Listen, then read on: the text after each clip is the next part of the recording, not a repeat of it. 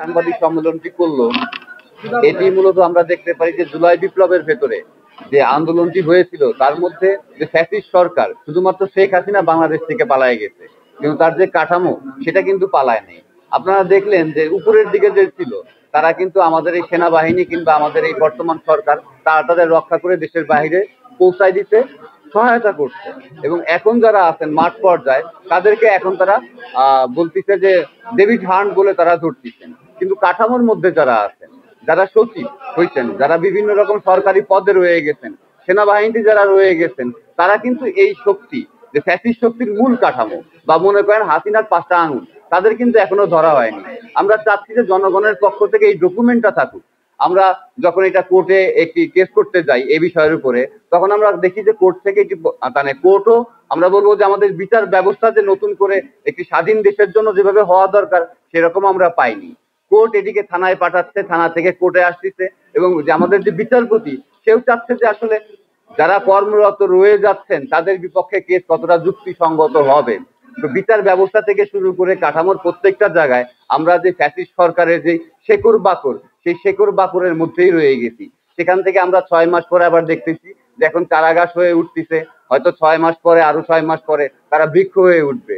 তো যার জন্য আমরা এই আন্দোলন করলাম, আমরা আমাদের ভাইরা মারা গেল, আহত হলো, আমরা নিজেরা আহত হলাম, তারপরে আমরা চাই না যে সেইটা থাকুক। এই জন্যই আমরা এই সাংবাদিক সম্মেলন করতেছি যে জাহাঙ্গীরনগর বিশ্ববিদ্যালয়, বিশেষ করে আপনারা জানেন যে জাহাঙ্গীরনগর বিশ্ববিদ্যালয়ে যখন তারা বিদ্যুৎ বন্ধ করে দেয়, তখন আমরা যারা রাজনীতি করি, আমরা যারা সমাজ পরিবর্তনের সাথে আছি, তারা আমরা কিন্তু বের হয়ে আসলাম জনগণের পক্ষ থেকে। আর এই আন্দোলনের মধ্যে ছাত্ররা এই আন্দোলনের ডাক দিয়েছে, কিন্তু হাসিনাকে নামানোর পুরো আন্দোলনই কিন্তু জনগণ এবং সাধারণ মানুষের করা। আমরা যখন দেখতে পেলাম যে জাহাঙ্গীরনগরে রাতের মধ্যে বিদ্যুৎ বন্ধ করে দিয়ে বাহির থেকে 4-500 ছেলে পেলে গিয়ে আমাদের ভাই বোনদের উপরে অত্যাচার করতেছে, তখন আমরা রাস্তায় নেমে আসলাম। জি, আজকে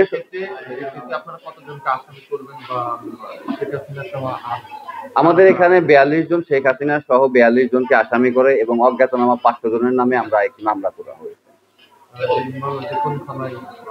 যেটা স্থানীয়, এটা মূলত কোর্ট থেকে করা হয়েছে স্থানীয় সাভার থানায়।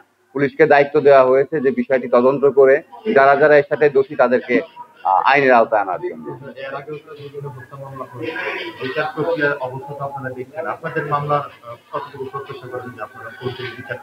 আমরা এই বিচার ব্যবস্থার জন্যই বললাম যে আমরা এখনো কিন্তু বিচার ব্যবস্থার প্রতি আমরা সন্তুষ্ট না। আপনারা যদি কোর্টে যান তাহলে আপনারাই দেখতে পাবেন যে আমাদের বিচার ব্যবস্থা ভঙ্গুর হয়ে আছে। আমাদের এই সাংবাদিক সম্মেলন করার কারণ সেটাও আমরা মানুষের মধ্য দিয়ে আমরা জানাইতে চাচ্ছি যে আমাদের বিচার ব্যবস্থায় পরিপূর্ণ একটি পূর্ণ বিন্যাস দরকার কাঠামোগতভাবে। না হলে আমরা আসলে বিচার ব্যবস্থায় যতই আশা মানে যতই দলিলপত্র নিয়ে যাই না কেন, বিচারকের ওইটুক ক্ষমতা থাকবে না যে সে বিচার করেন, কারণ বিচারক সরকারি কেরানি না।